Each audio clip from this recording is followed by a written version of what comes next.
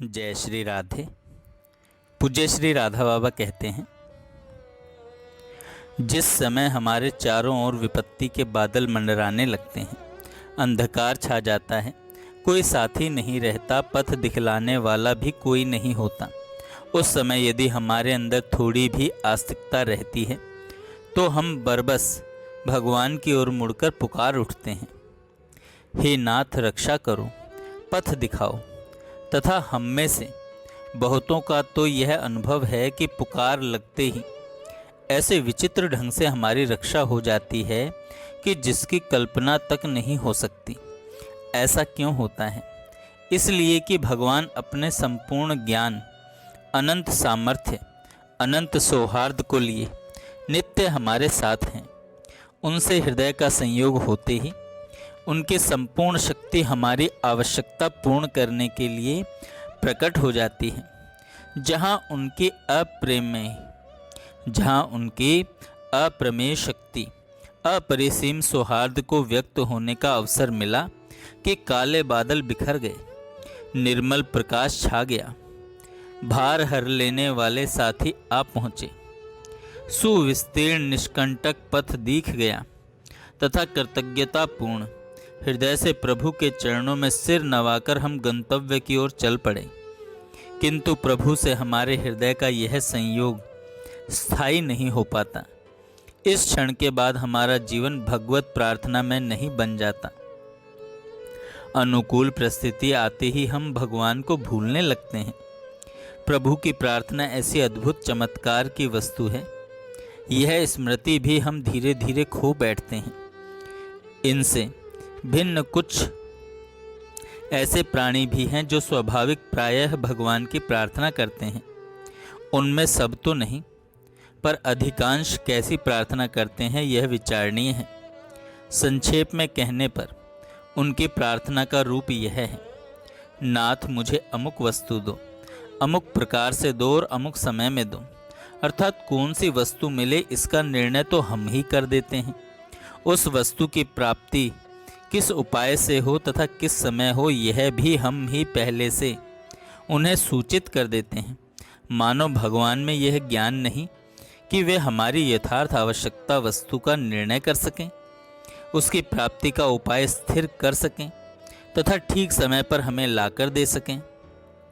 होना तो यह चाहिए कि हम प्रार्थना करें, हे नाथ तुम्हारी जो इच्छा हो वह मुझे दो, जिस प्रकार से देना चाहो उसी प्रकार से ही दो तथा जब देना चाहो तभी दो, क्योंकि उनके समान या उनसे बढ़कर सर्वज्ञ तथा सर्वथा निर्मूल शुभ चिंतक हमारे लिए और कौन होगा। किंतु यह न करके हम प्रभु के सामने अपनी क्षुद्र भावनाओं को ही रखते हैं। फिर भी यह प्रार्थना की श्रेणी में अवश्य है, क्योंकि उस समय हमारे हृदय का प्रभु से संयोग तो होता ही है। भगवान ऐसी प्रार्थना से नाराज बिल्कुल नहीं होते। वे तो कभी भी किसी पर भी किसी कारण से नाराज होते ही नहीं। किंतु ऐसी प्रार्थनाओं का यथोचित परिणाम हमें तुरंत मिल ही जाए यह निश्चित नहीं। वे सफल भी हो सकती हैं, नहीं भी, क्योंकि प्रभु के अनंत मंगलमय विधान से अवरोधी प्रार्थनाएं ही तत्क्षण सफल होती हैं। जो प्रार्थी के लिए परिणाम में अहितकर प्रार्थनाएं हैं वे सफल नहीं होती।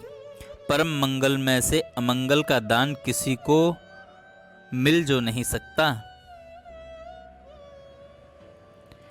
किसी भी भाव से हम भगवान की ओर मुड़ें, हमारा परम कल्याण ही होगा। यदि हम अपने स्वरूप को जानकर प्रभु के साथ जो हमारा संबंध है उसे समझकर हम उनकी ओर बढ़ें तो सर्वोत्तम बात है ही।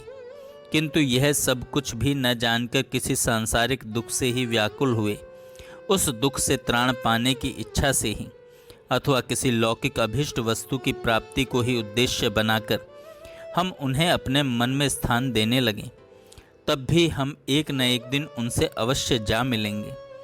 इसमें तनिक भी संदेह के लिए स्थान नहीं है। आज के युग में जबकि हमारा मानसिक धरातल अत्यंत नीचा हो गया है, अतिशय संकुचित विचारों से हमारा मन भरा हुआ है, हम यह आशा करें कि हमको पहले अपने स्वरूप का ज्ञान हो जाए, प्रभु के साथ अपने संबंध का भान होने लग जाए, तब हम इसके बाद हम जड़ जगत से ऊपर उठकर निष्काम होकर केवल प्रेम के लिए ही प्रभु से प्रेम करें, भजन के लिए ही उन्हें भजें। यह आशा केवल दुराशा मात्र सिद्ध होगी। ऐसा हो जाए, यह कौन नहीं चाहेगा। प्रभु की उपासना का, भजन का, प्रार्थना का आदर्श तो यही है, पर सर्वसाधारण के लिए इस आदर्श का अनुसरण संभव नहीं दिखता। कहने को तो हम में हजारों ऐसे हैं जो आत्मज्ञानी होने का दावा भरते हैं, दम भरते हैं, किंतु हजारों में से किसी एक को भी वास्तव में स्वरूप ज्ञान है या नहीं, यह कहना कठिन है।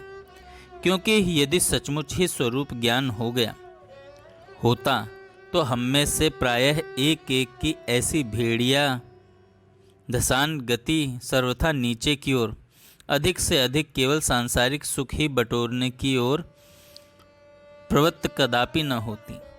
अपने इस शरीर को आराम देने की ओर कदापि न होती।